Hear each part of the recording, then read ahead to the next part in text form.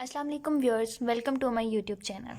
आज मैं आपको बताऊंगी कि कैसे आप लोग बिस्किट बिना आवाज़ के खोल सकते हैं। जैसे कि अगर मैं इस बिस्किट को खोलूँ तो ये आपको आवाज़ आ रही है। आपने जैसे क्लास में बिस्किट खाना हो तो आवाज़ आएगी तो आप पकड़े जाएंगे। इसलिए आज मैं आपको ये बताऊँगी कि इस बिस्किट को आप कैसे खोल सकते हैं आवाज़ के बगैर। तो चलें स्टार्ट करते हैं। बिस्कुट को आप ऐसे आराम से पकड़ें और ऐसे धीरे से इसको खींचें, आराम आराम से, बिल्कुल ऐसे।